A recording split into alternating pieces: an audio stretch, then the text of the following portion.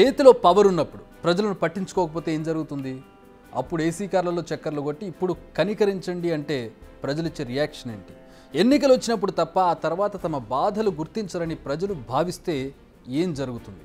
ఈ ప్రశ్నలన్నిటికీ ఒకటే ఆన్సర్, నేను చెప్పడం కాదు, మీరే చూడండి. పని ఎంత వర్క్ లోడ్ జరుగుతుంది? మరి ఎవరు వచ్చి మాట్లాడతారు? ఎవరొచ్చి మాట్లాడతారండి? బదిలీలు మాత్రం చేయడం మంచిగా నేర్చుకున్నారు. ఏ డివిజన్ 50 మంది మహిళలను మీరు ట్రాన్స్ఫర్ చేసిరు, వినబడుతుందా?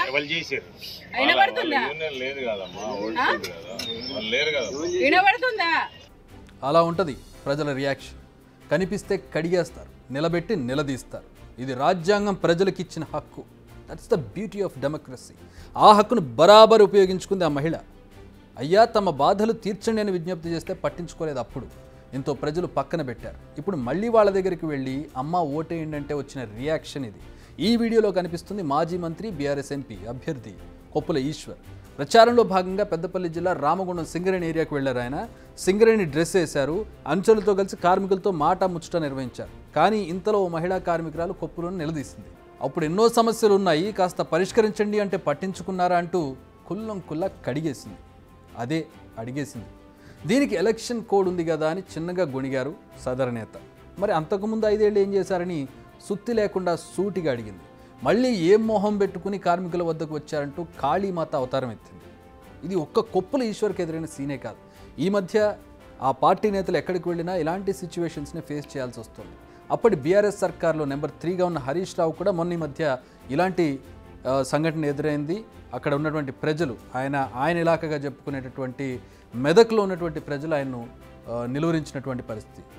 సీఎం కేసీఆర్ సొంత ఇలాఖ గజ్వేల్లో జరిగింది అవమానం.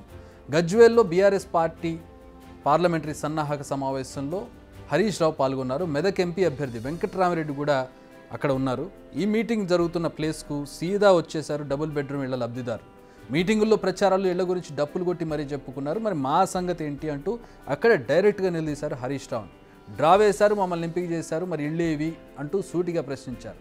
సమాధానం చెప్పకుండా వెళ్ళిపోతారని డౌట్ వచ్చిందేమో, ఏకంగా గేటుకు లాక్ వేసి అక్కడే నిలదీశారు. దీంతో బీఆర్ఎస్ పెద్దలకు సమాధానం చెప్పక తప్పలేదు. హరీష్ ఆర్డీఓ కాల్ చేసి ఇళ్ళిప్పించే బాధ్యత నాది అని చెప్పడంతో అప్పుడు శాంతించి వాళ్ళని వదిలేశారు. గల్లీ లీడరా ఢిల్లీ లీడరా అనేది కాదు ఇక్కడ మ్యాటర్.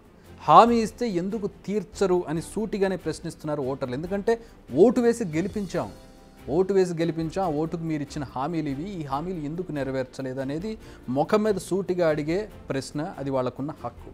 ఎన్నికలు ముగిస్తే ముఖం చాటేస్తారని ముందే గల్లా పట్టుకుని అడుగుతున్నారు వాళ్ళు. 10 ఏళ్లలో ఏం చేశారంటూ ప్రశ్నల వర్షం కురిపిస్తున్నారు. చేసిందేంటో చెప్పి కదలాలంటూ ఖరాఖండిగా చెప్పేస్తున్నారు. దీంతో నేతలంతా నీళ్లు నమలాల్సిన పరిస్థితి. ప్రస్తుతం బీఆర్ఎస్ పరువు కాపాడుకోవాలంటే లోక్సభ ఎన్నికల్లో సత్తా చాటాలి. అయితే బీఆర్ఎస్ అనేది తెలంగాణ ఆత్మగౌరవం అనే నినాదంతో ఏర్పడిన పార్టీ. కానీ ప్రజలు తమ ఆత్మగౌరవానికి కేసీఆర్ భంగం కలిగిస్తున్నారని ఫీల్ అయ్యారు. అధికారంలో ఉన్నప్పుడు బీఆర్ఎస్ నేతల అహంకార ధోరణి కూడా వారికి మైనస్ అయిందని ఆరోపణలు ఉన్నాయి. 3 నెలల్లోనే ఇది తగ్గే పరిస్థితి కనిపించడం లేదు. అయితే ఈ పరిస్థితిని మార్చాలని చూస్తున్నారు కేసీఆర్. అందుకే ప్రచారంపై ఫుల్ ఫోకస్ పెట్టారు. గ్రౌండ్ లెవెల్లో నాయకులను యాక్టివ్ కావాలని కోరుతున్నారు. కానీ గ్రౌండ్ లెవెల్లో ప్రచారానికి వెళుతున్న బీఆర్ఎస్ నేతలకి విచిత్రమైన పరిస్థితి వాళ్ళకి ఎదురవుతుంది. ప్రజల నుంచి ఎదురయ్యే ప్రశ్నలకు, అంటే గత 10 ఏళ్లలో జరిగినటువంటి సమస్యలకు సంబంధించి అక్కడ ఏం సాల్వ్ అయింది, ఏం సాల్వ్ అవ్వలేదు, మీ దగ్గరకు వచ్చినప్పుడు మీరు ఏం చేశారనే దానికి సంబంధించి ప్రజలు నేరుగా వాళ్ళని ప్రశ్నిస్తుండడంతో కొంచెం ఇబ్బందికర పరిస్థితులు అక్కడ కనబడుతున్నాయి. దళిత బంధు కావచ్చు, డబుల్ బెడ్రూమ్ కావచ్చు, ఇలా సంక్షేమ పథకాలను అయిన వారికి ఇప్పించుకున్నారు, కొంతమందికి ఇచ్చారు, కొంతమందికి ఇవ్వలేదు. దీంతో ఆ లబ్ధిదారులు వాళ్ళని నిలదీసేటటువంటి పరిస్థితి. కాళేశ్వరంపై మాట్లాడలేని పరిస్థితి. ఉద్యోగాల విషయంలో సంజాయిషి ఇచ్చుకోవాల్సి వస్తుంది. ఫోన్ ట్యాపింగ్పై అయితే వాళ్ళు నోరు మెదిపే పరిస్థితి లేదు. విద్యుత్ ఒప్పందాలపై ఏం మాట్లాడలేని పరిస్థితి. మొత్తానికి కారు పార్టీ ఇలాంటి ఇరకాటంలో ప్రస్తుతం కనపడుతుంది. ప్రజల్లోకి వెళ్ళినప్పుడు, అధికారంలో ఉన్నప్పుడు ప్రజలను వారు పట్టించుకోలేదనే విమర్శలతో ఇప్పుడు కర్మ హిట్స్ బ్యాక్ అన్నట్టు వీళ్ళను పట్టించుకోవడం లేదు. ఇప్పుడు బీఆర్ఎస్కి పరిస్థితి ఎదురైందంటున్నారు విమర్శకులు. ఇది ఫ్యూచర్లో ఏ పార్టీకైనా వర్తిస్తుంది. ఇప్పుడు అధికారంలో ఉన్న ఏ పార్టీ అయినా సరే అధికారంలో ఉన్నప్పుడు ప్రజల సమస్యలను పట్టించుకోకపోతే మళ్ళీ అధికారం కోసం ప్రజల్లోకి వెళ్ళినప్పుడు ప్రజల్లో ప్రశ్నించడం అనేది కామన్గా కనబడుతూ ఉంటుంది, నిలదీయడం అనేది జరుగుతూ ఉంటుంది. ఎన్నికల సమయం కదా అని నోటికొచ్చింది మాటగా ఇచ్చి ఆ తర్వాత మర్చిపోతామంటే అసలు కుదరదంటున్నారు ప్రజలు.